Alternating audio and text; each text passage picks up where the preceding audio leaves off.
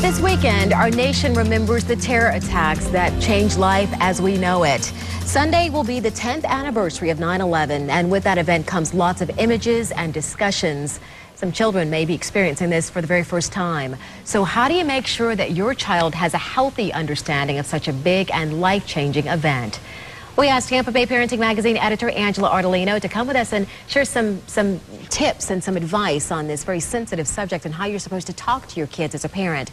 And you say one of the first things for parents to do is to just concentrate on being a good listener.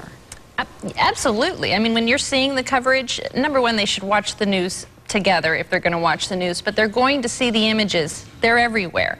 So it's very important for the parent to actually start the conversation instead of waiting for the child to come to them and ask them questions. If they come to the child and say, well, how do you think about this? What do you think what happened? And start a conversation, their anxiety will be relieved. They'll feel more comfortable when they can talk to about their fears and what they see and question what they are seeing on television with their parents, and their parents can tell them what actually happened. It's very important to tell the truth. You know, don't sugarcoat it, but at the same time, depending on their age, you don't need to go into the gory details. But let them know what happened. It's unfortunately a part of our American history now, and it's something that they're always going to know about.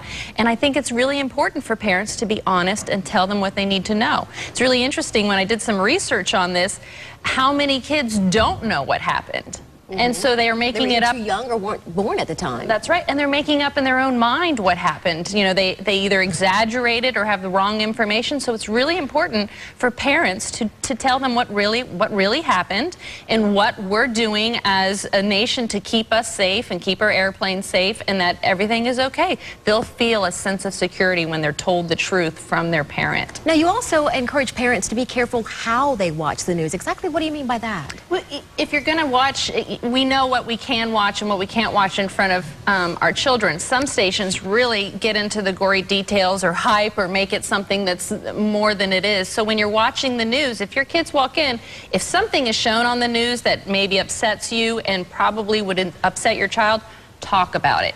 Do you understand what you just saw? Do you understand what happened? And then maybe try to find the positive in it.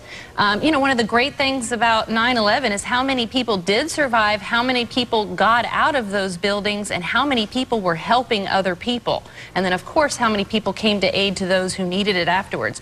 Those are the types of things. And then trying to figure out something maybe that your child can do so that they feel like they have some sort of sense of control and can make the situation better. It really gives them a value and a strength and an understanding. You also found a helpful resource online. Tell me about the video that you found. I did. There's this wonderful special on Nickelodeon that Nickelodeon put out on September 1st, and if you go to Nickelodeon.com, we have the link on our site. It's actually a video made about 9/11 for kids to watch, and it leaves out all the stuff we don't want them to see, but tells them the facts of what went on, because a lot of kids really don't understand what happened. Yeah, but hopefully parents will understand that it's important to explain to them exactly what's going on. Great advice.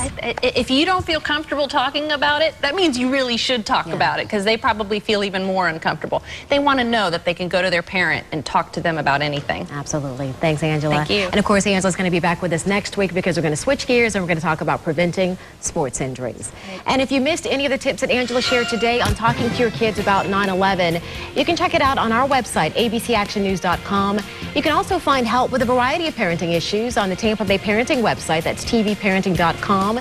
And while you're there, you can sign up for a free subscription to the Tampa Bay Parenting Magazine.